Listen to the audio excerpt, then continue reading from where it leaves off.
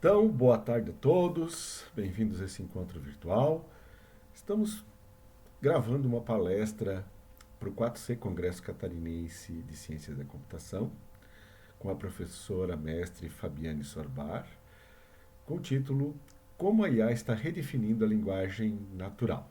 A professora Fabiane colocou que se alguém quiser fazer alguma pergunta durante a apresentação, basta chamá-la, abrir o microfone e falar, né? E agora vou ler um pequeno currículo da professora Fabiane, que ela é uma profissional atuante no mercado de trabalho nas áreas de ciência da computação e matemática, doutoranda em informática pela Universidade Federal do Paraná, com linha de pesquisa em inteligência artificial, mestre em engenharia agrícola pela UniOeste, especializações na área de computação, graduação em ciência da computação e matemática, avaliadora institucional de reconhecimento de cursos presenciais EAD do INEP-MEC, né, com vasta experiência na área administrativa, trabalho em equipe, lecionando no ensino superior. Então, com vocês, a professora Fabiane Sorbar. Seja muito bem-vinda, professora. Olá, boa tarde a todos. Professor Fábio, muito obrigada pelo convite. Estou muito feliz de estar compartilhando aqui um pouquinho do meu conhecimento com vocês. Então, espero que eu possa estar contribuindo aí um pouquinho, né, para esse congresso e para a formação de cada um dos alunos que está participando aqui conosco. Então, eu vou falar um pouquinho hoje sobre a IA e como ela vem mudando a nossa forma de pensar atualmente e também como nós temos diversas ferramentas, algoritmos que podem ser aplicados para a extração de conhecimento, mas não só a extração do conhecimento, mas também a geração de conhecimento, ou seja, eu não vou apenas compreender algo que já esteja dentro dos dados, mas eu posso tirar informações disso e gerar um conhecimento novo a partir desses dados que são fornecidos.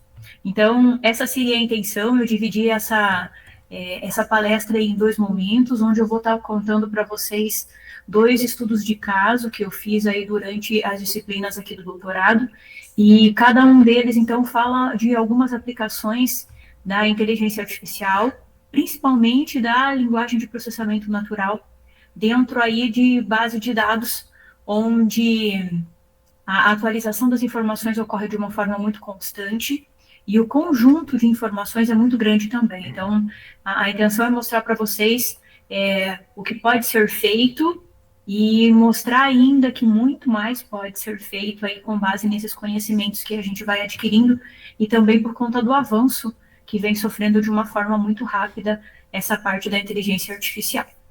Então, o professor Fábio já me apresentou, mas eu fiz aqui um slide de apresentação para vocês. Então, tenho uma filha aí de 14 anos, eu moro aqui no oeste do Paraná, na cidade de Toledo. Eu sou natural de Cascavel, que é aqui pertinho, e faz um ano e meio que eu estou aqui trabalhando na Faculdade Dona Dulce. Nós estamos dentro de um parque tecnológico aqui no oeste do Paraná, na cidade de Toledo. Nós estamos numa região um pouquinho afastada da cidade, fica a cerca de 11 quilômetros da cidade de Toledo. Então, a gente fala que aqui é o bairro Bioparque, e nós temos esse parque tecnológico com uma funcionalidade de trazer empresas que buscam inovação, não só no segmento de inteligência artificial, mas também empresas que queiram, então, estar evoluindo, principalmente no ramo da tecnologia. Adoro animais, tem a fotinha ali da minha Rubi, a minha cachorrinha, eu falo que é a minha caramelo. E também gosto muito de pedalar, sou uma ciclista amadora, já estive aí na região de Santa Catarina. Tem a minha fotinha que está ali, é da Serra do Rio do Rastro, acredito que vocês conheçam. Então, gosto bastante aí de me aventurar. E já indico para todos, acredito que os alunos que estão aqui participando, né, o pessoal que está participando e me assistindo, é da área de tecnologia e sabe que a nossa área é uma área que necessita muito, né, da cabeça, do pensamento. Então, praticar uma atividade física acaba auxiliando muito no processo de você conseguir cansar o corpo da mesma forma como cansa a mente, né? Então, super indico aí para para quem está participando, qualquer tipo de atividade física, não só o ciclismo, mas qualquer tipo de atividade. Então, o professor Fábio já fez a minha apresentação sou formada em ciência da computação e matemática, primeiro ciência da computação, digo que essa é a minha formação do coração, é a área que eu mais gosto, é a área que atualmente eu leciono, mas a matemática veio para complementar. Então, vocês que são alunos aí dos cursos de tecnologia, vocês sabem que vários segmentos exigem da matemática, né, a definições, conceitos, que a gente até já aprendeu lá no ensino médio, mas agora com o avanço da inteligência artificial, das redes neurais, a matemática vem sendo muito empregada. Então, assim, ter uma base matemática para quem quer seguir nessa área é bastante importante. Tenho pós-graduação e mestrado em engenharia agrícola, porque a nossa região aqui é uma região muito agrícola, uma região onde tem muito milho, soja, né? Então, essa parte da agricultura de precisão, que foi o que eu trabalhei aí dentro do meu mestrado, é um item bastante evidenciado aqui para a gente. E atualmente eu estou cursando o doutorado com a área de concentração em inteligência artificial, e aí foi durante esse período aí das minhas disciplinas presenciais em que eu consegui, então, me aprofundar um pouquinho mais aí nos conhecimentos da linguagem de processamento natural, que vai ser o foco aí da foco do meu estudo. Atualmente, então, como eu disse para vocês, eu trabalho aqui na Faculdade Dona Dulce, sou coordenadora dos cursos de ADS, Análise e Desenvolvimento de Sistemas, e também do curso de Engenharia de Software. Então, eu já estou aqui vai fazer 3 anos, agora no final do ano, mas já atuo no ensino superior há cerca de uns 15 anos, mais ou menos, aí eu já venho dando aula dentro de instituições. Então, já trabalhei com cursos de engenharia, já trabalhei com ciência da computação, e aí vários outros cursos nem tão da área de tecnologia, mas que tinham disciplinas voltadas para tecnologia também. Então, vamos começar a falar aí do nosso assunto principal, agora que vocês já me conhecem um pouquinho. No último slide vai ter também alguns dos meus contatos de rede social, LinkedIn, e-mail, para quem, de repente, quiser entrar em contato, quiser alguma informação adicional sobre esses 2 estudos aí que eu vou estar mostrando hoje para vocês. Inclusive, um desses assuntos é o conteúdo de um artigo que nós estamos indo aí quarta-feira. Não sei se vocês conhecem o evento Latinoair, que acontece aqui em Foz do Iguaçu, né? Aqui em Foz do Iguaçu é pertinho aqui de Toledo, né? São 140 quilômetros, se eu não me engano. E o segundo caso que eu vou apresentar aqui para vocês foi fruto, né, de um projeto de IC que nós tivemos aqui na instituição com os nossos alunos egressos do curso de ADS. Então, nós planejamos essa IC durante 6 meses e construímos um artigo qual vai ser apresentado lá no Latinoair. Então, nesta quarta-feira, a gente está indo com uma caravana aqui da Faculdade Dona Dulce para lá, e os professores e alunos estão indo apresentar projetos, os trabalhos, né, que foram desenvolvidos aqui dentro. Então, qual foi a motivação para eu falar para o professor Fábio? Olha, eu gosto sim, quero falar aí com o pessoal sobre a inteligência artificial. Então, a gente sabe que hoje, para quem, não só para a nossa área de tecnologia, mas as mais diversas áreas, medicina, agricultura, educação, a inteligência artificial vem sendo utilizada nos mais diversos segmentos, na área de administração também. Então, é um assunto que está muito em alta nas mais diversas profissões.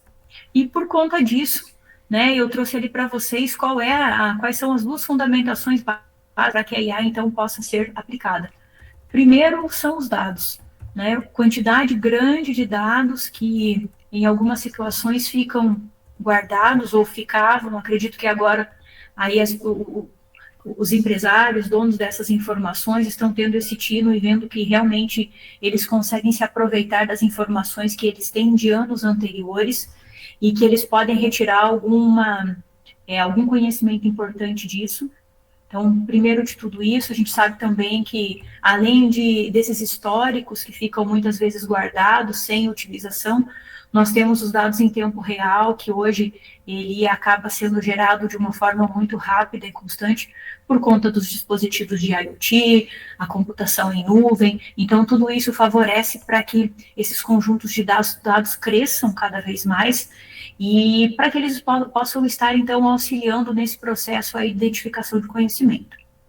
E também o segundo item, então, ali é a extração e geração do conhecimento, que se eu tenho esse conjunto de dados, por que eu não vou utilizar ele para, de repente, tomar uma decisão melhor, fazer algum tipo de análise, né, de regressão aí, para conseguir identificar, então, o que eu posso estar fazendo de diferente ou que atitude eu posso estar tomando para, de repente, modificar algo ou reaproveitar de uma melhor forma alguma situação aí que está sendo evidenciada.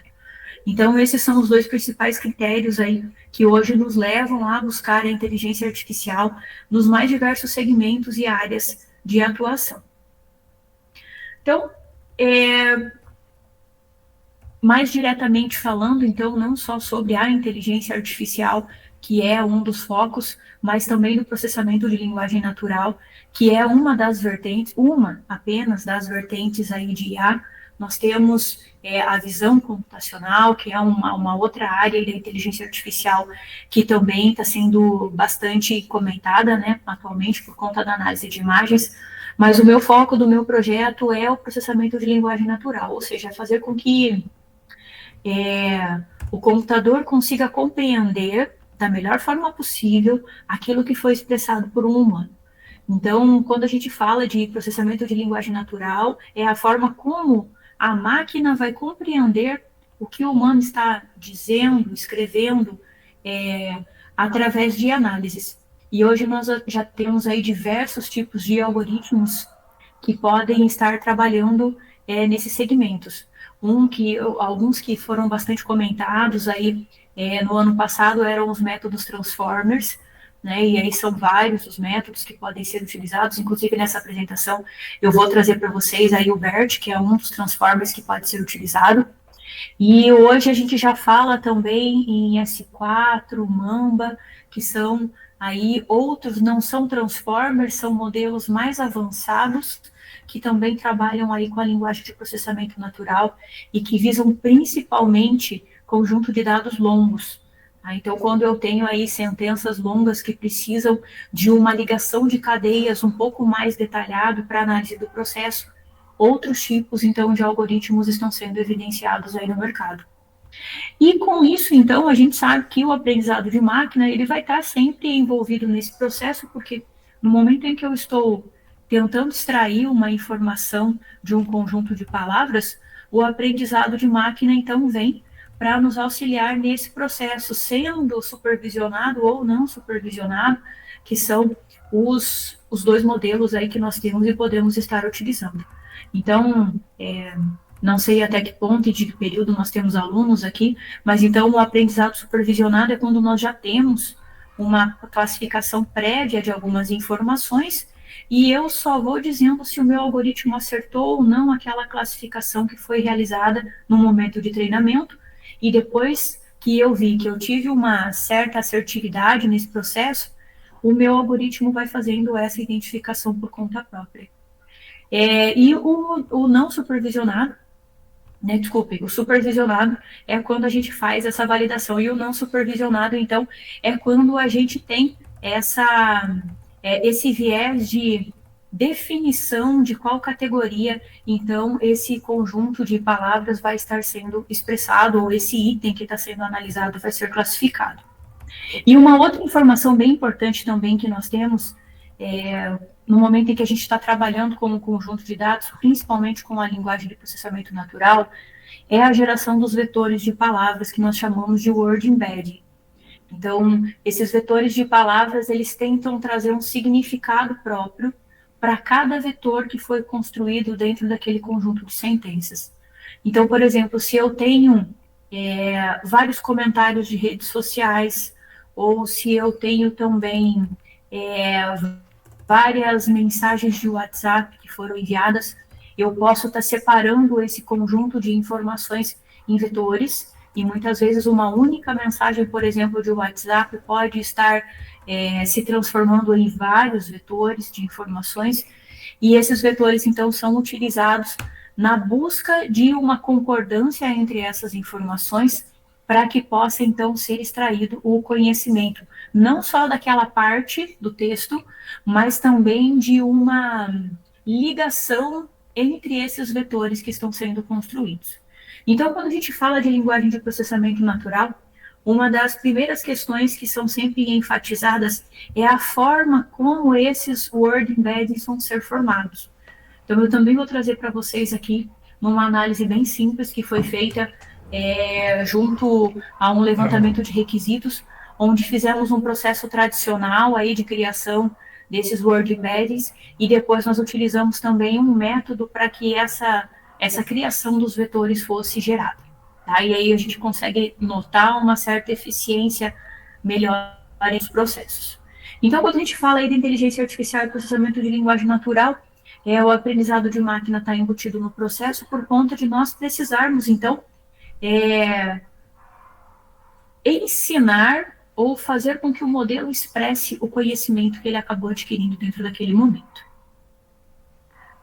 Então, o primeiro case que eu trouxe para vocês, agora que eu já comentei um pouquinho sobre os tipos de, o processamento de linguagem natural, o aprendizado de máquina e a IA em si, eu vou falar para vocês primeiro do primeiro caso que foi construído aí também, foi foco aí de um artigo que foi construído na disciplina de engenharia de requisitos, onde foi idealizado que,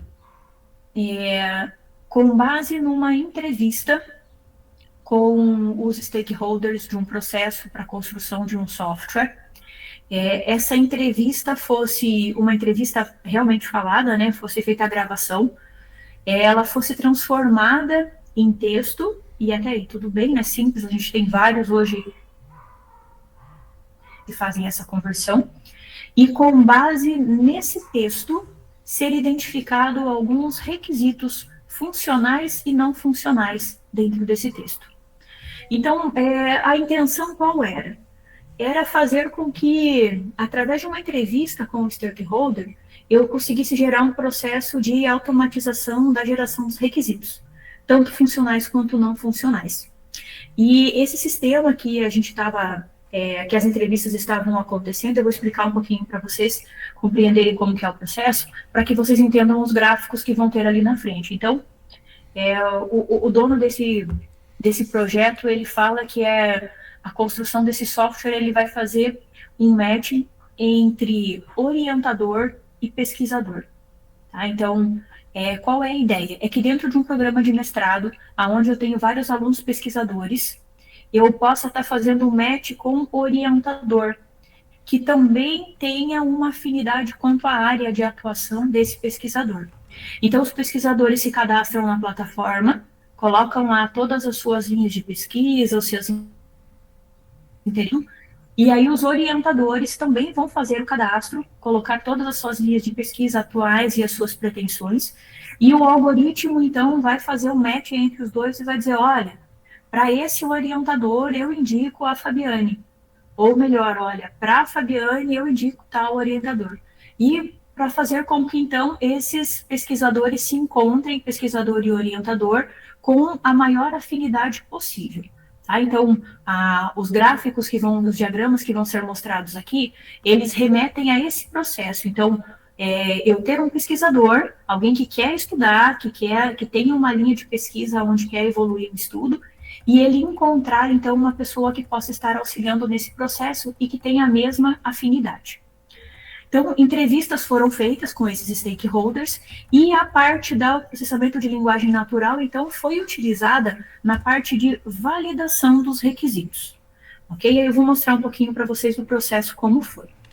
Então, a elicitação de requisitos, ela é extremamente importante no processo de construção de um software, e ela pode ser de várias formas. Então, eu posso tanto ter um brainstorm com os usuários do sistema, como eu posso ter uma entrevista focada com os usuários, de repente com um técnico, né, que vai estar utilizando esse sistema, ou alguém da área para onde esse sistema vai ser construído. Tá? Então, geralmente são as duas formas aí aonde mais se reúnem informações. Mas a gente sabe também que pode ser feita uma análise de documentos, pode ser que a instituição, a empresa que está solicitando aí esse software, ela tenha algumas normas que sejam aplicadas. Desculpa, pessoal. Algumas normas que sejam aplicadas, ou de repente ter um manual de uso, ou algo no sentido que também possa estar auxiliando nesse processo. Mas dentro dessa pesquisa que a gente fez, esse estudo, nós utilizamos, então, a entrevista como foco principal, junto com a stakeholder principal do processo, que é uma das gestoras aí que faz essa parte de fazer esse link entre pesquisador e orientador. Então, ela contou como era o processo durante essa entrevista, para que a gente pudesse, então, estar tendo esse conteúdo para fazer a validação. Nesse processo de construção dessa validação de requisitos, como a disciplina era de engenharia de software, e o professor acabou abordando aí algumas formas de representação dos requisitos funcionais e não funcionais, eu vou trazer aqui para vocês 4 diagramas que foram construídos dentro dessa disciplina para esse artigo, onde eles expressam todo o conhecimento que foi adquirido através das entrevistas realizadas e do processo de pesquisa em sites e plataformas que já faziam um trabalho similar àquele que a gente estava desenvolvendo. Então, um dos primeiros métodos foi o iStar, é uma plataforma específica para geração de diagramas, e ela trabalha com N tipos de diagramas, e um deles, então, ele é focado na motivação e dependências. Então, é como se eu tivesse o meu ator e tudo o que vai estar correlacionado a ele. Mas dentro de um único diagrama, eu coloco todos esses meus atores e todas essas dependências que vão estar vinculadas entre todos os agentes do processo. Eu já vou mostrar para vocês aqui um exemplo. O diagrama de NFR, que é um diagrama de requisitos não funcionais. Então, esse é um diagrama também bastante encontrado aí na literatura e que acaba auxiliando também bastante os desenvolvedores aí de sistemas por conta da ocupação dos requisitos não funcionais. E daí depois, no finalzinho, com os feedbacks que vão ser apresentados aqui do estudo, eu vou ressaltar para vocês a importância desse diagrama NFR que foi criado. Fizemos também o diagrama de casos de uso, que é acredito que seja bem conhecido aí de vocês, é um dos diagramas clássicos para o levantamento de requisitos. E fizemos também o BPMN, que é um outro diagrama que mostra o processo que está sendo construído, né, o processo de construção do software e quais são as conexões existentes entre todos os atores e o sistema. Então, eu vou trazer para vocês esses 4 diagramas na sequência, mostrando cada um deles como esse problema que a gente estava resolvendo. E envolvemos nesse processo, então, o processamento de linguagem natural na validação de requisitos, e vocês já vão entender o porquê que esses diagramas estão envolvidos no processo. Então, inicialmente, depois que a gente pegou aquele conjunto de palavras, que foi a entrevista feita com a stakeholder principal, nós fizemos 2 tipos de análise, então, com esse conjunto de dados. O primeiro deles, nós utilizamos uma linguagem de processamento natural, onde a gente foi para o mais básico do básico, ou seja, a gente simplesmente fez a tokenização de todo aquele texto que foi realizado, ou seja, a gente pegou todas as palavras que tinham e colocou cada uma delas dentro de tokens, excluindo artigos, artigos no sentido de as conexões que aconteciam entre as palavras. A gente fez como se fosse uma limpeza dentro desse texto, para que essas palavras adicionais acabassem não confundindo proposições. Então, a gente tirou toda essa parte, deixou apenas as palavras que diziam respeito, então, a expressar informação dentro do texto. E, após isso, a gente fez, então, a parte de word embed, aonde a gente conseguiu, então, fazer essa representação para que a similaridade entre as palavras, então, fosse executada. Mas como que a gente fez isso? Como que esse processo foi construído? Então, a partir dessa tokenização simples que foi realizada, de palavras únicas, palavras-chave, e com base nessas palavras-chave, então, a gente começou a buscar dentro desses tokens palavras em comum que pudessem estar validando essas informações, então, que estavam sendo inseridas. Depois, mostrando para vocês ali para frente, que vocês vão compreender um pouquinho melhor. E a segunda etapa desse processo, então, foi utilizando o algoritmo de BERT. Então, o BERT, ele é um transformer, né, ele é aí um algoritmo da categoria do transformer, que ele faz uma correlação entre os word embeds. Então, assim, ele também cria os word embeds, mas ele faz com que exista uma certa concordância entre as palavras que vão estar constituindo, então, esse vetor. E junto com ele, então, junto com o BERT, nós também utilizamos uma similaridade de cosseno, que é uma forma aí de nós estarmos avaliando qual é o grau de afinidade entre um token e outro. Então, entre a tokenização que foi realizada dentro do texto e as palavras-chave que nós estávamos procurando. Então, existe um padrão, né, uma faixa que a gente utiliza nesse grau de similaridade para que as palavras sejam qualificadas como sendo boas para o processo ou não. Também vou trazer esses resultados ali mais para frente para vocês. Aqui nós temos, então, as etapas, né, dessa metodologia que foi realizado durante esse processo de construção.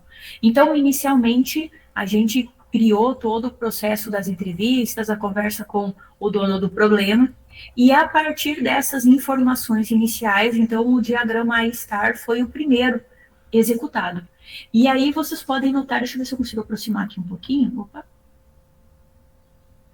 Não vou conseguir aproximar. Eu acho que vocês conseguem ver meu mouse aí, né? Vocês conseguem notar que, olha só, aqui está o meu pesquisador, aqui está o meu orientador, e esses dois, então, eles fazem parte do processo e são os atores principais do sistema. Mas, além dele, nós temos também, por exemplo, o INPE, aqui embaixo, olha, que é o Instituto Nacional de Pesquisas, né, onde também existem pesquisadores, também já existem pesquisas ativas, onde tanto o orientador quanto o pesquisador podem estar recorrendo, então, para a retirada de informação. E ele mostra toda a correlação que existe, então, entre os atores, até chegar aqui, olha, no centro desse gráfico, desse diagrama, que mostra que é o momento em que o match é dado. Ou seja, quando eu encontrei o melhor orientador para o meu pesquisador. Quando ele passar por todo esse processo de validação, ele chega ao objetivo, então, dessa plataforma, que é fazer o encontro, então, desses dois profissionais para que eles possam estar trabalhando em conjunto. Então, o diagrama A-star, ele acaba trazendo essas subdivisões aqui para os atores, né, trazendo que o que está dentro dessa linha pontilhada diz respeito àquele ator ou àquele segmento, e ele traz também uma outra série de conexões que são realizadas. Olha, vocês podem ver que existem diferenças entre esses conectores, né? E cada um deles tem, então, o seu significado voltado dentro do diagrama. Infelizmente, não temos tempo para que todo esse processo seja detalhado, mas fica aí uma dica de pesquisa, quem quiser se informar um pouquinho mais. Esse é um diagrama que descreve muito bem o sistema, tá? Então, assim, o dono do problema chegar com esse diagrama em mãos vai estar auxiliando muito ele a fazer a validação, se realmente o processo foi compreendido ou não de execução desse software. O segundo diagrama que a gente fez foi, então, o NFR, que é o diagrama de requisitos não funcionais. E esse é um diagrama que muitas vezes a gente não encontra dentro de documentações, mas que ele também tem uma certa importância, principalmente por questão de recursos que vão ser destinados para essa plataforma. Então, se vocês olharem as nuvenzinhas que estão bem acima, elas trazem questões vinculadas à segurança, desempenho, processamento de dados, custo, usabilidade, compatibilidade. E a gente sabe que várias dessas informações, por exemplo, o custo, né, o custo vinculado ao processamento de dados. Então, se eu estou trabalhando com nuvem e eu quero um processamento melhor, eu pago mais. Se eu quero um armazenamento maior, eu pago mais. Se eu quero uma segurança maior, eu pago mais. Então, esse diagrama acaba sendo muito utilizado para justificar recursos solicitados para elaboração desse processo. Então, muitas vezes o desenvolvedor ele foca nessa análise, na criação desse diagrama, para tentar justificar o valor que vai ser necessário, então, com que esse dono do problema ele acabe investindo dentro desse software para que ele tenha toda aquela característica de ter um software disponível, principalmente se for web, 7 dias na semana, 24 horas por dia. Então, é uma série de questões que precisam ser pensadas. Então, não só vinculadas a isso, mas também linguagem de programação que vai ser utilizada, quais são os tipos de recursos profissionais que vão estar empregados no processo. Então, esse diagrama de requisitos não funcionais, ele é um diagrama que ele é construído pela equipe de profissionais, então, que vai estar desenvolvendo. Muitas vezes o usuário só diz assim, olha, o dono do problema, eu quero que o software seja eficiente. E você sabe que a eficiência, ele é um conjunto de circunstâncias, de coisas que precisam ser executadas dentro de um sistema para que a gente alcance, né, a eficiência total aí de uma plataforma. Então, o desenvolvedor, o analista, o pessoal que está envolvido aí na elaboração do processo acaba desenvolvendo, então, esse diagrama para auxiliar no processo de justificativa, então, de tempo e custo que pode ser, então, gerado a partir da execução desse software, da criação dessa plataforma. Então, está aqui mais um diagrama aí para que vocês possam ter, e eu já compartilhei esses slides, tá, com o professor Fábio, acredito que vai chegar até vocês, e como eu falei, eu me coloco à disposição, então depois, caso vocês queiram tirar algum tipo de dúvida quanto à criação desses diagramas. O outro diagrama, e esse eu nem vou me atentar muito a ele, porque esse é um diagrama bem clássico, que com certeza vocês devem ter tido aí uma disciplina que viu a questão de requisitos, documentação de software, e o diagrama de casos de uso foi criado. Tá? Então, vejam que eu tenho aqui o pesquisador e esse expert aqui é o orientador que tinha nos gráficos anteriores, ele ficou nomeado de uma forma diferente aqui, mas vejam que eu tenho o papel dos dois aqui dentro, e o matching, olha, que é o objetivo dessa plataforma, ela está aparecendo aqui também, então, como foco, né, o centro das execuções que vão estar acontecendo.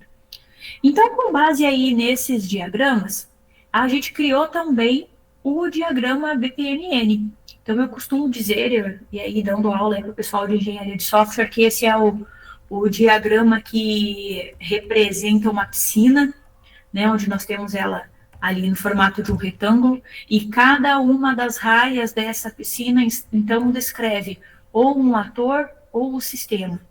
Então, nós temos aqui, olha, o orientador novamente, nós temos o pesquisador novamente, e o sistema em si, como ele vai ser executado. Então, quem pode estar startando o início dessa análise que vai ser feita pelo sistema? Então, tanto o orientador pode buscar um pesquisador, quanto um pesquisador pode buscar o orientador. Por isso que o processo de start, então, pode partir de cada um deles. Mas quem dá a resposta final? Quem faz o matching do sistema? Então, tá aqui, olha, que é o resultado final que vai ser gerado quando o match for realmente identificado. Eu encontrei as pessoas ideais, as informações casam, elas são compatíveis, então sim, deu o matching ali entre o orientador e o pesquisador. Então, esse diagrama também é um diagrama bastante utilizado para desenvolvimento de software, e ele auxilia muito no processo de desenvolvimento. Então, depois que esse processo foi pensado e que ele já está com toda a parte de requisitos criada, um desenvolvedor com um processo, com um diagrama BPMN, consegue fazer a organização do sistema de uma forma bem mais fácil, se tiver ele em mãos, para que a gestão da informação, então, possa ser melhor estruturada. E esse foi o último diagrama que a gente fez, então, falando sobre todo esse processo. E quais foram as etapas de análise? Então, eu falei para vocês que primeiro a gente fez uma análise bem básica, e depois nós aplicamos, então, o algoritmo, que é o Transformer, né, o algoritmo de BERT. Então, na primeira parte, que foi só de tokenização, nós utilizamos 34 palavras-chave, e vocês vão dizer assim, mas de onde foram tiradas essas palavras-chave? A gente tirou essas 34 palavras do iStar, que é aquele primeiro diagrama maior que tinha, né, os verdinhos lá desenhados, e também do NFR, que é dos requisitos não funcionais. Então, a gente tentou fazer uma mescla entre requisito funcional do iStar e requisitos não funcionais do diagrama NFR.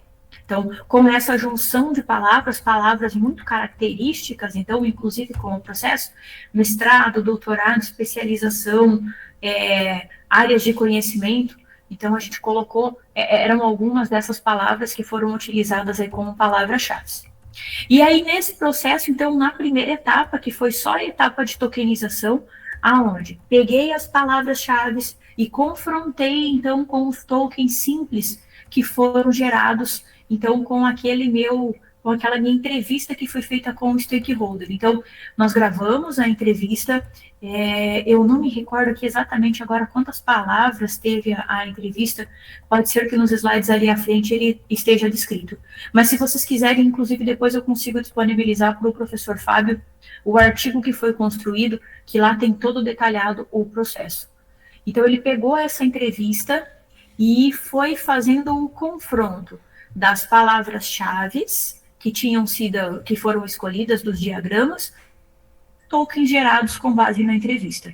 Ok? Então, primeiro foi feita aí utilizando uma normalização de dados para que as informações, para que, por exemplo, mestrado com letra maiúscula não fosse diferenciado de mestrado com letra minúscula. Então, passou aí por um processo de normalização de palavras para que a gente conseguisse minimizar um pouco aí o impacto dessa questão dentro dessa análise. E nós utilizamos, desculpem aí, agora eu esqueci o nome. Já vou lembrar, já falo para vocês. Usamos o Google Colab para fazer esses experimentos, tá? Então, assim, foi criada uma planilha simples, né? Um script simples lá dentro do Google Colab, aonde essas execuções foram geradas. Então, o primeiro processo mais simples, apenas com a tokenização e fazendo confronto entre, então, as palavras-chave. Já a segunda etapa, então, a gente utilizou o algoritmo de BERT, aonde ele auxiliou no processo de geração dos vetores, né, dos nossos word embeds. Então, eles foram gerados de uma forma diferente, levando em consideração contexto das frases que estavam sendo criadas. Então, por mais que as palavras-chave foram as mesmas, os vetores criados através da entrevista foram diferentes. Eles não eram simplesmente palavras únicas, eles eram um contexto, era uma junção de palavras que criavam um contexto para que a análise fosse realizada. Então, a gente fez também aí uma parte de normalização dentro desse texto também, e utilizamos, então, a similaridade do cosseno, que eu comentei com vocês antes, com o limiar de 0,5. Então, de 50% de compatibilidade. 50% a mais a gente considerava como sendo aí uma boa classificação, então, dentro do nosso processo. E aí nós chegamos a esses seguintes resultados que eu trouxe para vocês. Vejam que até são os prints, né, gerados lá dentro do Colab, que eu trouxe aqui. No primeiro processo, que era o mais simples, aonde pegavam as palavras-chave e confrontava, então, com os tokens, nós encontramos apenas duas palavras em comum, que foi, olha ali, está ali embaixo, o mestrado e o doutorado. Ó, e doutorado. Então, dentro daquela tokenização simples que foi feita, e com a entrevista que foi feita com o stakeholder, apenas essas duas palavras foram identificadas como sendo pertencentes aos requisitos que estavam presentes dentro do diagrama iStar. Ok? Então, esse foi o nosso resultado, e vejam que duas palavras correspondeu a 6% aí dentro do processo, pouca, né? Foi aí uma margem bem baixa de acerto e de identificação. Já na segunda etapa, onde a gente usou o algoritmo de BERT e o grau de similaridade do cosseno, nós conseguimos identificar 19 palavras-chave, ok? Então, olha só, 19 de 34 são 56% das palavras-chave que foram identificadas. e 7 delas com um grau de similaridade superior a 50%. Então, 7 delas foram consideradas boas para serem utilizadas. E aqui a gente consegue ver, olha, nessa imagem, que também é fruto, então, de uma da execução lá dentro do Colab, aonde ele mostra quais foram os temas, os termos encontrados. Então, por exemplo, lembra? No primeiro processo, achou só mestrado, doutorado, porque o primeiro processo usou a tokenização, ou seja, palavras soltas foram utilizadas para fazer a validação. Aqui, com o algoritmo de BERT, a gente pegou o contexto e criou esses tokens. Então, vejam que um token utilizado for realizar cadastro no sistema, e o índice de similaridade dele ficou de 0,59, então foi considerado um bom. Obter apoio científico, enviar dados para pesquisa. Deixa eu ver aqui algum que diga algo sobre repositório em nuvem, o INPE, que eu comentei com vocês que é um dos atores também, que é utilizado no processo. Então, vejam que quando eu não peguei palavras específicas soltas, e sim um contexto que existe entre elas, que é o que o algoritmo de BERT faz nessa criação dos Word Embeddings, eu consegui um avanço bem melhor nesse processo de validação dos requisitos. Então, eu disse o quê? Que esses 19 termos que foram encontrados, essas 19 palavras-chave que foram identificadas dentro do processo, realmente elas foram citadas, então, pelo stakeholder do processo. Ou seja, isso diz para mim, olha, eu estou no caminho certo, porque dentro da entrevista que foi feita com o stakeholder, 19 das informações que foram pesquisadas, elas estão presentes. Claro que, gente, foi uma entrevista só, foram 34 palavras-chave, e que para um desenvolvimento do sistema isso aumenta muito, tá? A quantidade de informações. Então, nós trabalhamos com um número pequeno, só para mostrar realmente que o processo poderia ser útil aí nessa questão da validação. Só que eu vou chamar a atenção de vocês para a seguinte informação. Vejam que realizar cadastro do sistema, obter apoio, enviar dados, receber feedback. Estão vendo que são todos os verbos e que todas essas sentenças, esses vetores que foram indicados, são todos requisitos funcionais. Aqui, ó, requisitos funcionais. E isso vai, então, estar reforçando aquilo que eu comentei com vocês sobre aquele diagrama dos requisitos não funcionais. Desempenho, segurança, usabilidade. Muitas vezes o stakeholder, né, o usuário, ele não se preocupa com essa parte, ele quer que o sistema funcione. Então, vejam que nós não encontramos requisitos não funcionais dentro da entrevista do usuário. Não foi possível localizar nenhuma das informações dos requisitos não funcionais lá dentro. Então, a gente vê que a entrevista ajuda muito para a questão funcional, os requisitos funcionais, o que o sistema deve fazer, mas, né, não para os requisitos não funcionais, que muitas vezes envolvem aí questões mais técnicas que precisam ser avaliadas por profissionais da área. Então, aí a conclusão do primeiro caso que eu trago para vocês. Então, o algoritmo de BERT, claro, demonstrou aí uma maior eficácia na análise, com 56% dos resultados versus os 6%, que foi bem baixo da primeira etapa. Os requisitos funcionais, então, são os mais presentes, como eu acabei de comentar com vocês, porque é o que o usuário quer que o sistema contenha. Então, durante essa entrevista, ele fala muito sobre isso.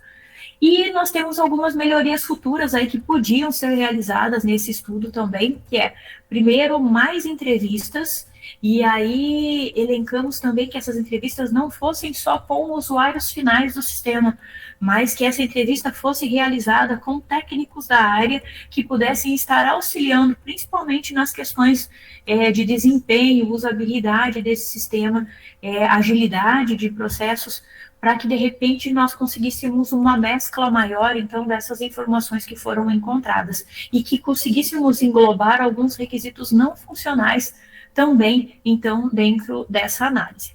Então, esse primeiro fecha aí do estudo foi feito dessa forma.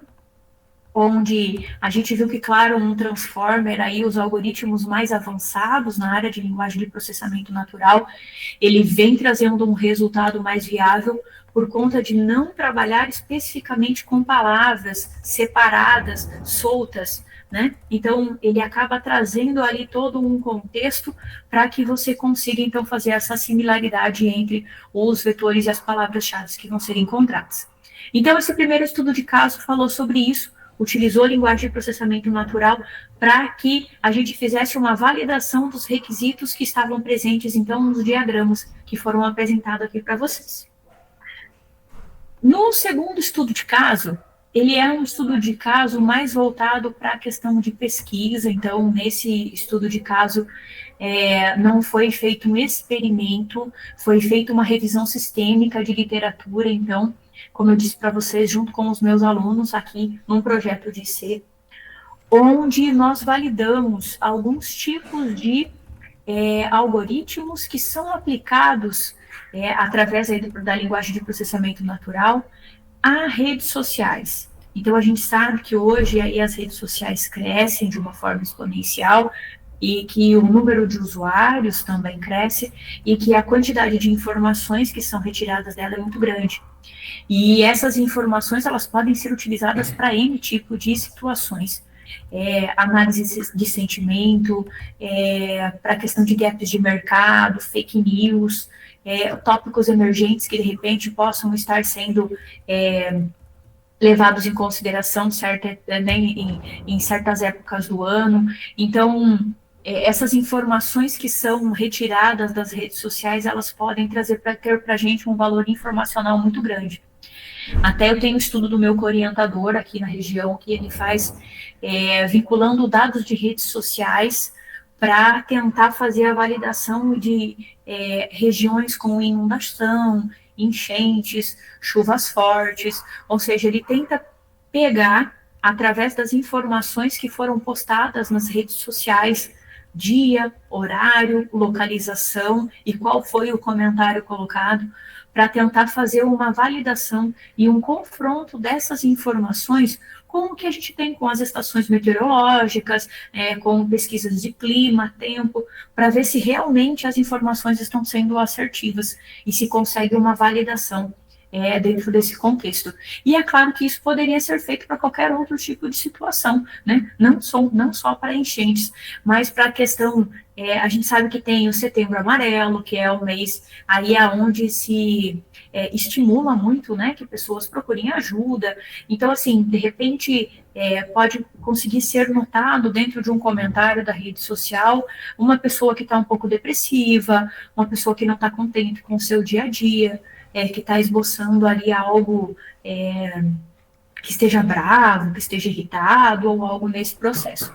Então, as redes sociais hoje, elas podem descrever muita coisa, não só na parte de texto, mas na parte de imagem também, a gente sabe, né? Vídeos, fotos que podem ser publicadas. Não foi o foco de estudo nosso aqui, né? O nosso foco de estudo foram apenas a linguagem de processamento natural, então, mais uma vez. Então, justificativa para esse estudo: crescimento das redes sociais, que podem nos trazer aí insights valiosos, e a maior intenção é que isso aconteça em tempo real, para qualquer tipo de segmento. Mais uma vez, a utilização da IA e o aprendizado de máquina, então, envolvido nesse processo em conjunto com o processamento de linguagem natural. Não tem como a gente trabalhar com um sem estar falando do outro. E assim como nós utilizamos a tokenização no processo anterior e o algoritmo de BERT, para esses nós focamos novamente no algoritmo de BERT, no Naive Bayes, Camins, PINS e entropia. A entropia é uma medida de validação, tá? De afirmação daquilo que está sendo criado. A gente vai falar um pouquinho sobre cada um deles. E a intenção é mostrar o quê? Quais são as fragilidades de cada método e quais são o que cada um desses métodos tem de bom, no que ele se ressalta. Então, o estudo se dividiu ali, então, entre a inteligência artificial e o aprendizado de máquina. Já falamos sobre esses conceitos lá atrás: aprendizado supervisionado e não supervisionado. Então, olha lá, o supervisionado usa dados rotulados, eu sei qual é a vertente em que ele vai estar sendo classificado, e o não supervisionado eu tenho que criar. quais são essas divisões que vão ser geradas. E o desafio, então, da utilização das informações em tempo real.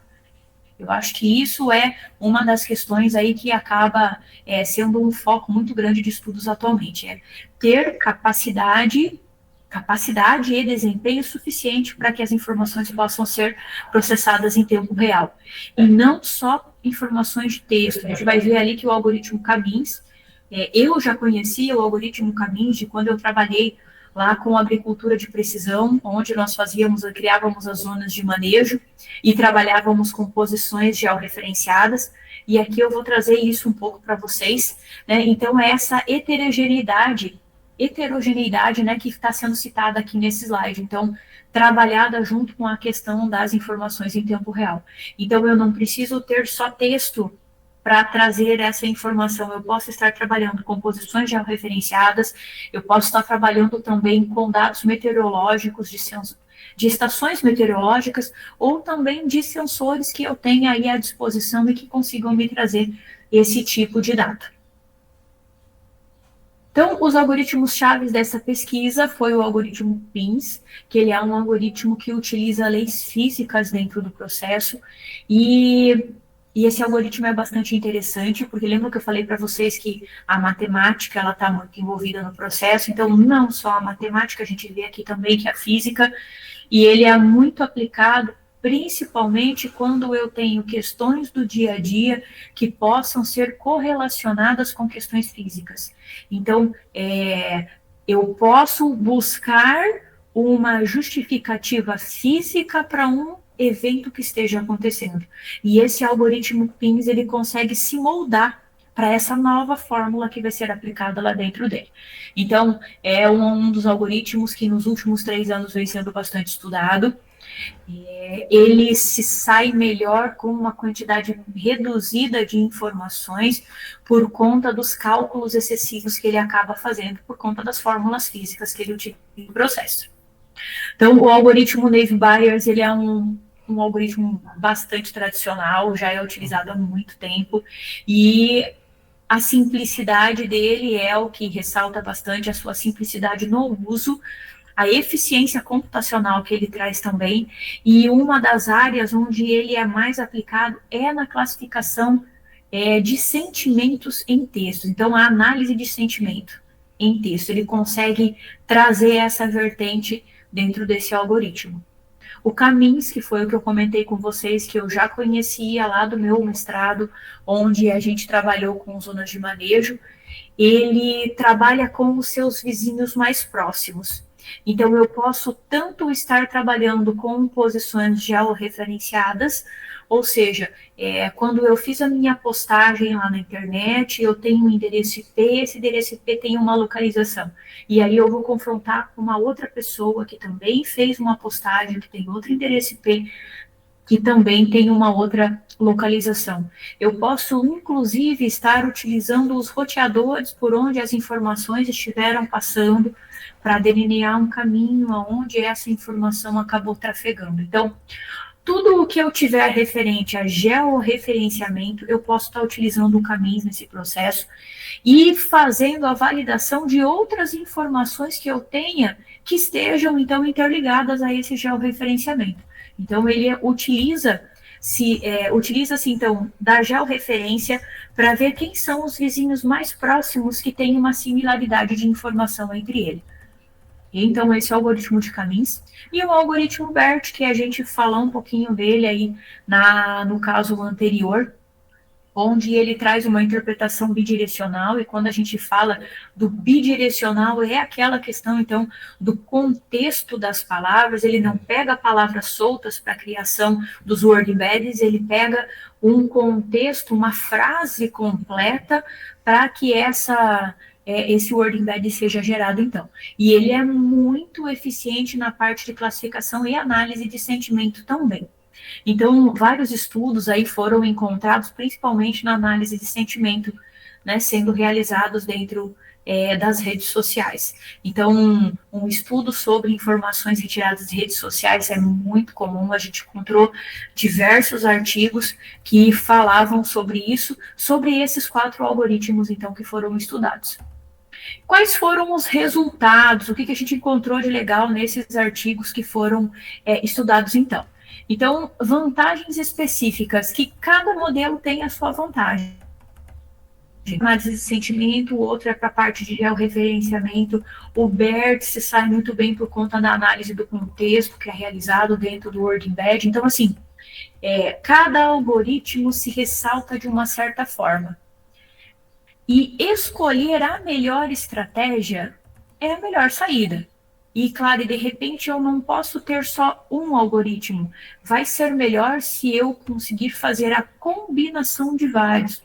Por exemplo, eu tenho um dos estudos que eu estou realizando dentro do meu doutorado, é que a necessidade de fazer uma junção de algoritmos para que eu consiga ver se eu consigo melhorar o resultado. Por exemplo, eu tenho dados de georreferenciamento, eu vou estar trabalhando com o Camis, mas eu tenho os dados de texto e, por exemplo, o algoritmo de BERT vai ser utilizado. Tentar fazer uma correlação entre esses dois tipos de algoritmos para ver se eu consigo gerar um resultado diferente, fazendo com que os dois trabalhem em conjunto. E é essa combinação, gente, que vem se ressaltando muito aí nos últimos experimentos que estão sendo realizados, porque eu pego o que tem de melhor em um, pego o que tem de melhor no outro e faço uma mescla. E daí a importância, então, de não saber só utilizar a inteligência artificial, mas saber compreender o que cada algoritmo faz e conseguir modificar cada um desses algoritmos. Então, não sei de que semestre, de que anos vocês são aí, mas a parte de programação, a base fundamental é muito importante, por conta de que eu preciso compreender o que aquele algoritmo está fazendo para que eu consiga fazer as alterações necessárias que adapte um modelo ao outro. E aí eu consigo, então, ter melhores resultados. Então, a escolha dessa estratégia, que algoritmos eu vou utilizar em conjunto ou não vou, ele vai depender muito do contexto, do conjunto de dados que você vai ter, que vai ser analisado. Então, não tem uma receita de bolo, não tem a fórmula ideal para uma análise aí de informações. O melhor é que você conheça a tua base de dados, você saiba exatamente as informações que estão contidas dentro dela, para que você possa escolher, então, o melhor algoritmo, aquele que se adapta melhor para aquela estratégia que você quer construir. E alguns critérios importantes que precisam ser validados também, que foram citados em vários artigos, é o volume de informações, se essas informações, qual é o nível de explicabilidade, então, que elas têm, e qual é a finalidade da análise. Para que eu quero analisar? Qual tipo de resposta eu quero ter dentro daquela análise que eu vou estar realizando? Então, essas 4 informações ali de vantagens específicas, escolhas estratégicas, combinação de algoritmos e os critérios, eles acabam se unindo para que você tenha a tua escolha ideal, vamos dizer assim. Então, são várias questões que você precisa ir analisando no decorrer das informações para que você consiga dizer, olha, eu vou utilizar esse algoritmo, e por isso que a gente tem muitas revisões sistêmicas aí que acabam sendo trazidas quando se pesquisa na internet, por conta de que a quantidade de algoritmos existentes é muito grande. E a quantidade de variações desses algoritmos existentes também é enorme. Então, eu já comentei aí com vocês que hoje nós temos, além desses 4, olha, esse estudo a gente fez, eu fiz o levantamento desses algoritmos no segundo semestre de 2024, esse projeto de C foi realizado no primeiro semestre de 2025, e hoje, se eu fosse ter uma IC de novo com os meus alunos com esse foco, eu já trocaria quase todos esses algoritmos, incluiria a Mamba, S4, tem mais uma outra versão do S4, que agora eu não vou lembrar aqui qual é a sigla, S2P6, é alguma coisa assim nesse segmento, que é aonde está se trabalhando muito com a busca de estados, quem tiver interesse aí nessa área e depois quiser dar uma pesquisada sobre o que é isso. Então, esse processo aí de busca de estados, ele vem sendo muito utilizado, então, no processamento de linguagem natural.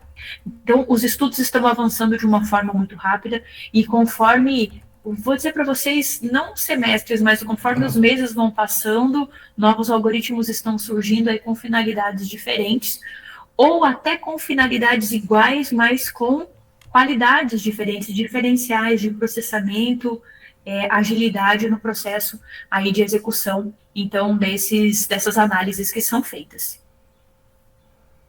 Como conclusão, então, desse segundo estudo de caso, a gente viu que a IA avança muito rápido, né? Como eu comentei com vocês, a gente pode dizer que mensalmente novos artigos estão sendo publicados com estudos que são realizados, tentando sempre fazer uma compreensão melhor, então, aí dos textos humanos que são colocados. A gente sabe que ainda existem muitos desafios na área de linguagem de processamento natural. Nós temos muitas gírias que são utilizadas, principalmente nas redes sociais, gírias. A gente hoje em dia não escreve só a palavra, algumas pessoas, né, não escrevem só a palavra oi, com o-i, não escreve oi, ou oiê, né? Quem nunca fez isso? Eu tenho o costume de mandar oiê lá, né, nas mensagens. Usar palavras com... nós temos muitas palavras que têm duplo sentido, né? Então, assim, a IA precisa fazer esse processo de identificação, usar palavras estrangeiras embutidas dentro do contexto, que hoje é mais que normal a gente fazer esse tipo de situação. Então, nós temos várias questões ainda que estão em aberto ainda e que precisam ser melhor trabalhadas com uma melhor efetividade. E dentro desse estudo eu não tinha falado ainda da entropia, mas a entropia veio aqui.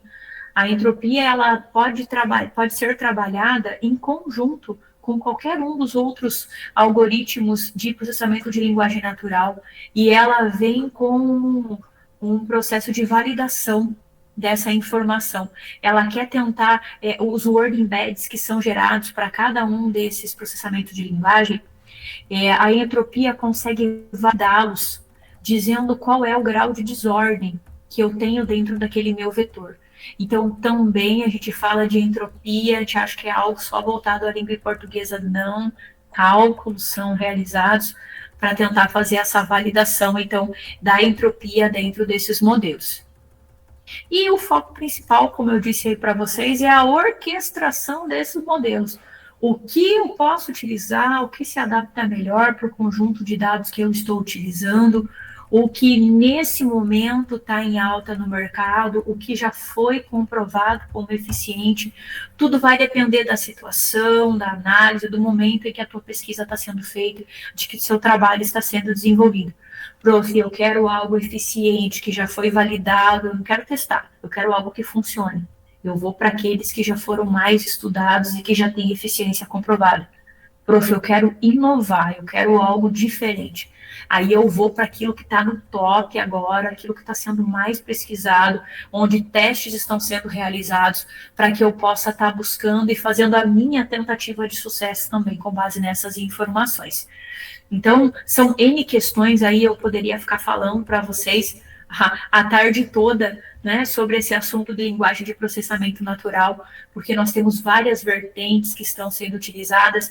E aí, para finalizar, eu só vou dizer um pouquinho para vocês das ICs que estão abrindo novas aqui agora na instituição, para os meus alunos de ADS e engenharia, que também envolvem a inteligência artificial.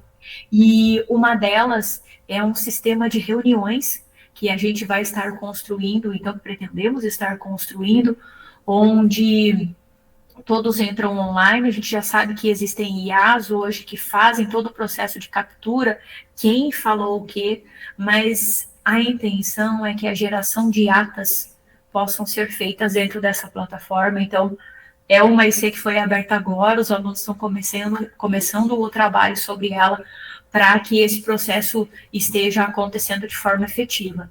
Quem sabe aí no próximo encontro eu posso estar trazendo esses resultados aí para vocês. Temos uma outra IC também que vai fazer a validação de eventos de check-in em eventos aqui dentro, a princípio aqui dentro da instituição. Então, inclusive, esses são alunos da Liga Acadêmica, Code Fusion aqui, que são a Liga Acadêmicas do curso de ADS Engenharia, que estão desenvolvendo, onde eles querem fazer um check-in automático e inteligente. Então, para esses eventos que acontecem muito aqui na instituição. E temos várias outras ICs aí na área de segurança, que também, de forma indireta, vai acabar abordando questões de IA. E nós temos o curso de inteligência artificial aqui na nossa instituição também, não é de minha coordenação, é a coordenação do professor Leonardo. Quem quiser mais informações também pode entrar no site aqui da nossa faculdade, eu coloquei aqui para vocês. Como eu disse, esses slides o professor vai estar divulgando para vocês lá, então tem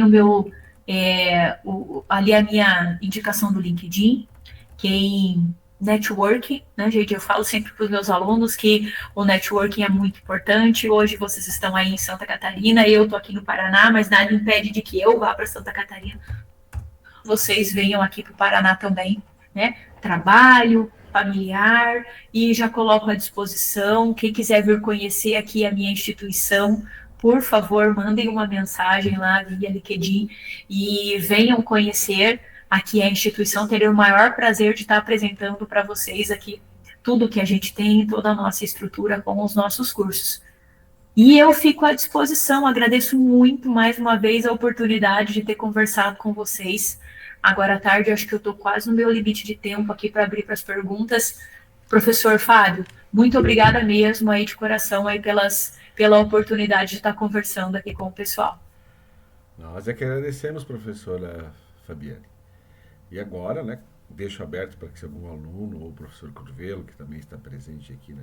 Isso, olha só, eu estou vendo ali que tem, o Rodrigo colocou aqui para a gente, olha lá, muito interessante a palestra, vi que você também citou sobre atuar na área de agricultura de precisão. Você tem alguns exemplos da aplicação de IA? Temos um projeto de IC no curso de inteligência artificial, um projeto específico, tá? É um projeto do professor Vinícius Tecelli. Quem quiser mais informações, procura lá o LinkedIn dele, ele inclusive tem lá dentro que fala sobre essa IC que ele desenvolve aqui, e ele trabalha a visão computacional.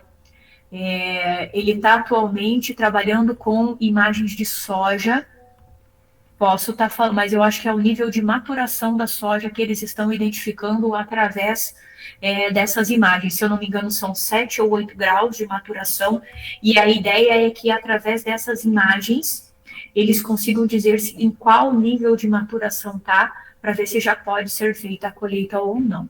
Esse é um dos projetos aí na área de IA que está sendo executado. Temos um professor nosso que está finalizando o doutorado, que ele também está trabalhando com reconhecimento de imagens. Ele tem uma propriedade aqui pertinho do Bioparque, na cidade de Assis Chateaubriand, onde ele está utilizando um drone para fazer o recolhimento dessas imagens aéreas do terreno onde está sendo analisado. Então, sim, né? Exemplo que eu tenho para te dar, no meu processo de mestrado, eu não cheguei a utilizar a inteligência artificial, eu utilizei a mineração de dados, utilizei o algoritmo de caminhos, com vários tipos de distância, caminhos, fuzzy semins, dentro desse processo, para a criação de zonas de manejo. A IA especificamente não, eu fiz meu mestrado lá em 2017, claro que a IA já existia, mas ainda ela não estava assim difundida de uma forma tão aprofundada, né, na época. Então, ainda a mineração de dados foi utilizada nesse processo. Isso é muito interessante, professora, porque aqui nós temos no nosso campus, né, da origem dele é uma escola agrotécnica. Olha, que ótimo! O curso de engenharia agronômica, o curso de agropecuária, agroecologia. Então, vai ser muito interessante a gente colocar em contato aqui com os nossos... Ótimo, olha só, estou colocando ali o nome do professor nosso que está trabalhando com esse tema específico, tá? Na área de soja, de visão computacional. Então, quem tiver interesse, professor Vinícius, ele é professor aqui dos nossos colegiados de IA e também atua na parte de ADS, engenharia de software. Eu tenho certeza que se vocês mandarem uma mensagem lá, ele vai ter o maior prazer em falar para vocês a respeito do projeto. E por que não, né, professor? A gente não tenta marcar algo, porque é uma IC que a gente tem aí nessa área de análise de soja. De repente, o pessoal pode entrar em contato com a instituição aqui e os nossos alunos mesmos conseguem trocar umas ideias com os alunos de vocês. Seria muito interessante. A soja, é que a região é forte na cebola, no milho, e agora a soja está entrando Olha, como uma alternativa à rotação rotatividade. de culturas. Sim, sim, sim, a rotatividade das culturas, né? Exato. Mas nada impede que, de repente, através do conhecimento que já foi adquirido aqui da análise da soja, Sim, que seja feita uma adaptação do processo para outro tipo de cultura, né? sim. Pode ser que não tenha a maturação, mas tenha algum outro tipo de informação que possa ser validado, né, dentro desse processo. Não, Então, exato. Mas é que como a me soja. coloco lá, me coloco à disposição, professor, em fazer aí esse intermédio entre os alunos seus e os alunos nossos aqui. Isso, Nosso é sempre interesse ter aí contato com um conhecimento novo, um conhecimento diferenciado aí de outras regiões. então, maravilha. E agora os nossos queridos alunos, temos alguma pergunta? Um de cada vez, pessoal, podem ficar tranquilos. Não se preocupe que eu coloquei as minhas perguntas lá para a turma que assistiu a palestra aí, o questionário lá já, né, para que eles venham. Então, eu vou fazer uma, né, professora? É, então, hoje, pelo que eu entendi da sua palestra, são sempre o processamento de linguagem natural focado em ambientes, vamos assim chamar, mais controlados, ou linguagens específicas, né? É, e o que você vê aí no futuro, esse processamento da linguagem natural aí, utilizando assim de amplo, né? Aquilo que lá na minha juventude, por assim, brincando, né? A gente assistia no Star Trek, né? O Dr. Spock conversando com os computadores. E agora, por último, nos Vingadores, o Jarvis, né? Que depois tomou vida até. Então, olha só, eu vou até comentar com vocês, eu vi essa semana, o meu pai gosta de pescar, muito, tá? E aí eu vi um videozinho que foi criado pela IA, e chegou até mim, não lembro qual foi a plataforma, mas eles perguntavam para um bebê, que agora os bebês estão na moda, né, com a utilização aí da IA, perguntavam para o bebê, qual é o melhor horário para pescar? E daí o bebê dizia assim, meio-dia e 59. Daí eu falava, mas por quê? Ah, porque 1 hora o peixe vem.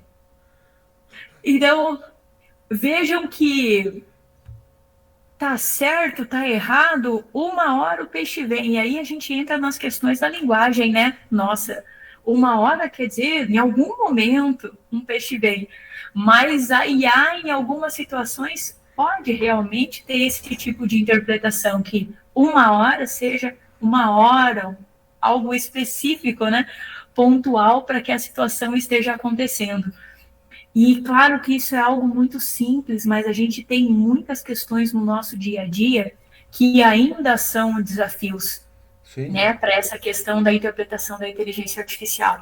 E eu vejo hoje, professor, que um dos grandes desafios é a quantidade de informações e capacidade de processamento para isso, né? Porque se a gente for trabalhar hoje com informações de tempo real, hoje com o IoT, que está evoluindo cada vez mais e a quantidade de informações que acaba trazendo é muito grande, a utilização da rede social que acaba gerando um volume muito grande de informações. E se você quiser algo que pegue aquilo em tempo real e faça esse processamento, a gente ainda tem, né? Algumas questões que precisam ser bastante evoluídas ainda dentro desse processo. Mas eu acho que a gente está caminhando muito rápido, né? Muito rápido mesmo. Mas cabe a nós aí, profissionais da área de TI, os alunos que estão aí no processo de captação de informação, entender e compreender, porque até professor, muitas pessoas chegam assim, né, aquela velha pergunta, IA vai substituir? Não, eu digo que não. E quer ver, ó, eu vou perguntar aqui para os alunos, levanta a mão, quem usa IA para resolver trabalho? Ninguém que aí usa IA para resolver? Claro que usa. Eu usei a IA para fazer a apresentação de slide aqui para vocês. Eu uso a IA para preparar a aula para os meus alunos. Com certeza. E viu, a gente precisa usar. Mas a gente pode confiar 100% em tudo que ela gera? Não pode. A gente tem que usar ela como uma ferramenta de apoio para ensino e aprendizagem. Então, assim, usem, mas usem consciente, usem para tirar dúvidas, usem para complementar, usem para revisar aquilo que vocês aprenderam. Então, a gente tem que utilizar mesmo, se a gente não usar, nós vamos ficar ultrapassados. Mas a IA não faz tudo ainda. Precisa do ser humano por trás para validar essas informações e para fazer aquela adaptação que é necessária para aquele problema real que você está desenvolvendo. A gente ouve muitas pessoas falando, mas chegou a um certo ponto que a IA alucinou. Né? Eu já fiz várias tentativas de criação de prompt, onde passava, sei lá, 10, 15 informações e ela ia me dando o código certinho. Na 12ª, ela estragava mais da metade do que ela tinha feito antes para conseguir me dar aquela informação lá na frente. E é isso que a gente tem que cuidar muito. Muitas vezes ela vai se perdendo no processo de criação das informações e acaba não conseguindo fazer o entregável para você. Então, precisa ter um olhar muito crítico para tudo aquilo que é gerado através da IA. Usem sim, mas usem de forma consciente e para que ela seja um apoio, não para que ela seja 100% aí as suas respostas no dia a dia. Mas tem que usar mesmo. É o Exatamente. futuro. Hoje na abertura eu justamente falava, disse, olha gente, a IA é uma ferramenta. Façam bom uso dela, né? Cuidem para não usá-la para o mal. Né? Também. Quantas tecnologias que foram usadas aí, né? A gente for olhar os cartões perfurados da IBM na época, né? Foi a base da computação atual, né? Mas foi usado terrivelmente durante a Segunda Guerra Mundial para fins nefastos. A própria energia nuclear, que gera energia elétrica em vários países ainda, como Japão, Alemanha, né? Os países que não têm fontes naturais, e foi entregue de uma maneira terrível lá em Hiroshima e Nagasaki. Então, sempre fica esse recado, né? Façam bom uso, que a tecnologia é fantástica, mas use ela para o bem. Sempre, sempre em prol, né? Sempre algo que venha acrescentar. Né? Isso aí. Bom, pessoal, então, se não há mais perguntas, né? Uma salva de palmas para a nossa amiga Obrigada. Daiane Sobar e Obrigada. ficamos aguardando aí o seu contato. Já está disponibilizada Obrigada. a palestra para os alunos lá nas minhas Ótimo. salas Então, virtuais e depois já vou compartilhar para o pessoal colocar lá no site do evento também. ótimo. Muito obrigada a todos aí que estiveram comigo nesse tempinho. Professor, muito obrigada pelo convite mais uma vez. Muito feliz de estar aqui com vocês. Então tá ok. Um grande abraço e até mais. Até mais.